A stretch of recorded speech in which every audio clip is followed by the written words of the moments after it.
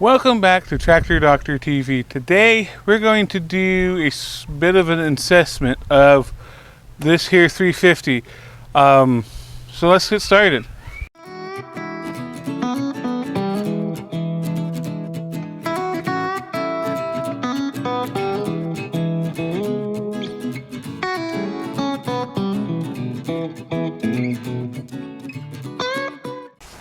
So here she is, guys. It's a 350 International. To give you a little story on it, my brother I don't know if I understand correctly. The gentleman contacted my brother.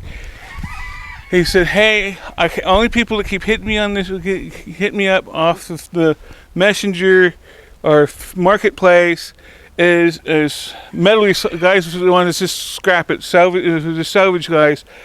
Would you guys be interested in it?" And my brother goes, "Yeah, we'll come and get it." As you can see, guys, she's quite rough. But what we're going to try to do today is assess, is this thing worth fixing it, putting the time and effort in? Yeah, we're missing a wheel down here, but we have piles of tires back there.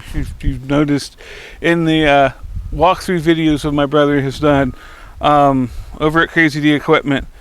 But other than that, guys, we're going to pull. So let me tell you what we're going to do. We're going to look at the transmission, because we play it down here, and I'll show you. I might overset something there that's gone missing, and this little guy's been missing for a while.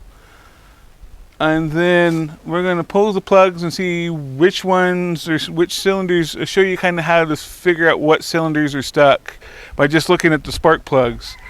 And then, if we have time, we might go over to the tractor across over here, and we're going to assess to see what if the LA is cylinder stuck, or if there's just some valves that are stuck. So we're going to go and do that, possibly be able to do that too. So let's get started. Okay, guys.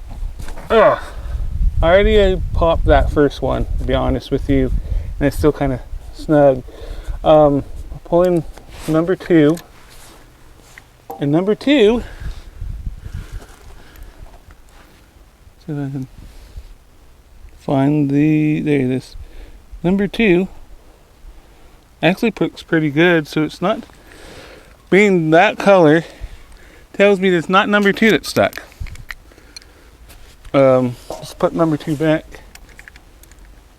I'll try to.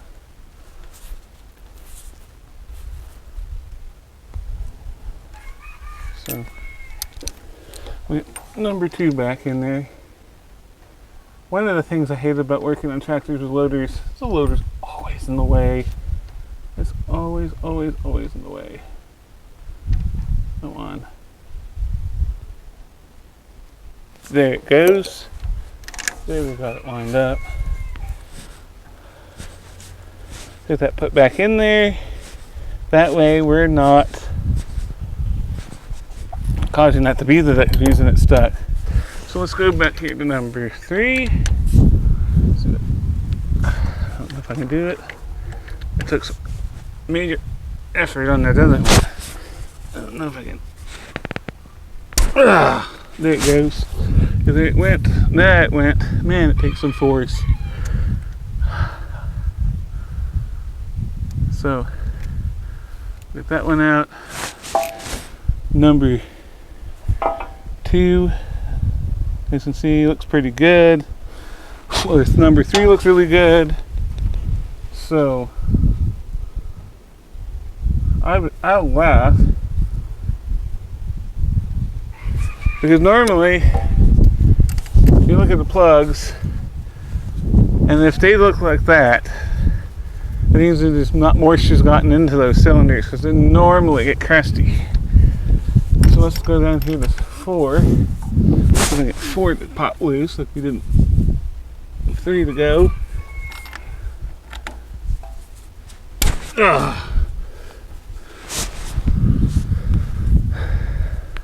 Okay. 4 out, which 4 is kind of coming out kind of hard. which means, oh, we dropped him. Let's see what he looks like. Okay. So guys, let me get this lined up. I don't know if you can see that, but you see all that pitting and that rustiness right here. We'll clean some of the junk off, but see all that rustiness, pitting and rustiness right there on the edge there. That number 4 has got moisture in it, so there's one that could be some of the problem. We gotta get over here to 1 and see what 1 looks like. We'll get that one screwed back in. We'll worry about that in a little bit. But make sure you always make sure you get those screwed back in. Ouch. This hodgepodge of wires are in the way. See what we can get on number 1. Good. What we need to. We can. Man, number 1 don't want to come loose. Number 1 don't want to come loose. Really don't want to come loose. Alright, guys, I might stop here in a second if I can't get it to. Whoa. Alright, guys, I'm going to go get a different wrench and I'll be back. Okay, guys, I just broke this thing loose with another socket wrench and I'm having a dickens of a time getting this thing to turn. But we're getting, finally, we beat number 1. And as hard as it's being to take out, I almost wonder if that's not the worst of the cylinders. Which, of course, it's going to fold down underneath there. Okie dokes. Okay, guys. You see it? See it? There it is. See all that grassiness around the electrode and stuff? Without even going in with a borescope or anything like that, that's enough there to tell me that number 1 is probably is stuck. So we're done with the motor part for right now. I am going to go look at the oil real fast before we move on, and I'll make sure before I leave I change the gross.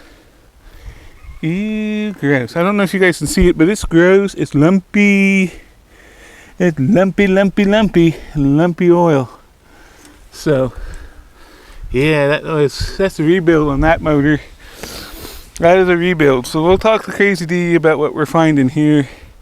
We're gonna move back here, and I'm gonna go across from you guys. But what I could see, because I'll be honest with you, I already pulled this plug, and it's just pretty much finger tight. But the stick is dry, and what I could see down in there, it don't look too terribly bad.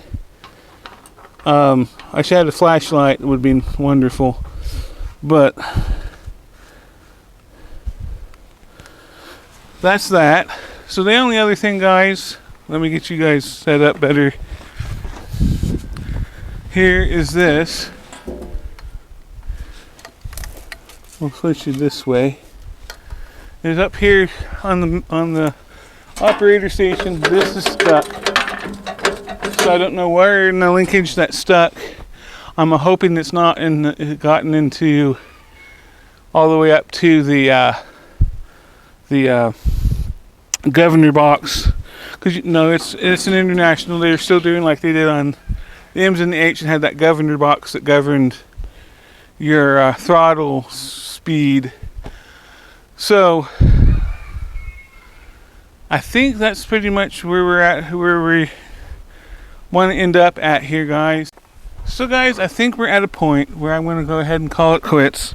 I Like I said earlier, this is a Davis loader, which is kind of nifty because it was made in anyways, it was made in Wichita, Kansas, which is kind of nifty. So that loader didn't make it very far from home because this thing was picked up over by Hutch.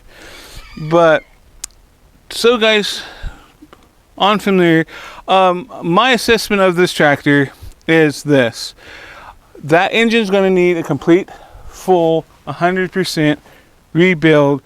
Take it out, pull it up, take it out, pull it up into the shop, take it up into the shop here at the farm, tear it all the way down to nothing. We're gonna have to go through the governor because I'm afraid it's going to be stuck. I know the fan or the water pump is stuck. I think I want to get rid of this system that his father built to keep you from turning too tight. I might even try to convince Crazy D just to pull this loader off and send it up to the lot and get some money back off this project. So, guys, I think that's where we're at. I think I've got a good enough assessment, and I can talk with Crazy D and get him to get an assessment of what we're going to do with this thing. I have a feeling that since it's going to be a full rebuild, it's going to be either way down the line, or we might see if we can find a parts machine that we can get used to get that part out of. So, like always, guys, I think I'm going to end it here. So, like always, guys, if you like the video, give it a thumbs up.